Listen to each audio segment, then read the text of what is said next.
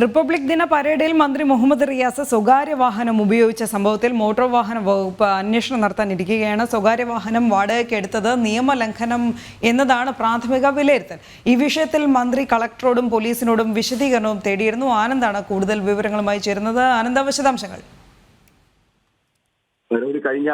കഴിഞ്ഞ റിപ്പബ്ലിക് ദിനത്തിലാണ് Kozhikode west hill Vikram മൈതാനിൽ വെച്ച് മന്ത്രി മുഹമ്മദ് റിയാസ് ഈ റിപ്പബ്ലിക് ദിന പരേഡിൽ അഭിവാദ്യം സ്വീകരിച്ചിരുന്നു.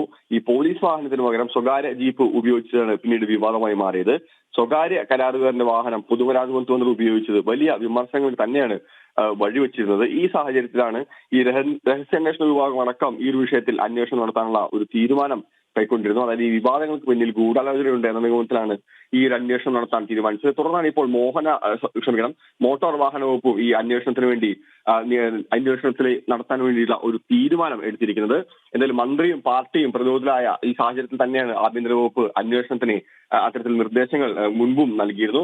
വാഹനത്തിന്റെ വിശദാംശങ്ങൾ പരിശോധിക്കേണ്ടത് മന്ത്രിയല്ലെന്നും ജില്ലാ ഭരണകൂടമാണെന്നുള്ള ന്യായീകരണം മുഹമ്മദ് റിയാസ് കഴിഞ്ഞ ദിവസം ഈ ഒരു വിഷയവുമായി ബന്ധപ്പെട്ട് മാധ്യമങ്ങളോട് പറഞ്ഞിരുന്നു. എന്തായാലും വിവാദം അനാവശ്യമാണെന്നാണ് ഈ പോലീസിന്റെയും വിശദീകരണം. എന്തായാലും പരേഡിന് ഉപയോഗിക്കേണ്ടിരുന്ന പോലീസ് വാഹനത്തിന് ഫിറ്റ്നസ് സർട്ടിഫിക്കറ്റ് ലഭിച്ചിരുന്നില്ലെന്നും അതിനാലാണ് സ്വകാര്യ വാഹനം ഉപയോഗിക്കേണ്ടി വന്നതെന്നുമായിരുന്നു പോലീസിന്റെ ഒരു ഭാഷ്യം. എന്നാലും ഈ വിവാദം പുതിയ തലത്തിലേക്ക് കടന്നിരിക്കുകയാണ്. അതുകൊണ്ട് തന്നെയാണ് ഈ മോട്ടോർ വാഹന വകുപ്പ് ഈ വിഷയത്തിൽ അന്വേഷണം നടത്താൻ വേണ്ടിയിട്ടുള്ള ഒരു തീരുമാനവും കൈക്കൊണ്ടിരിക്കുന്നത്.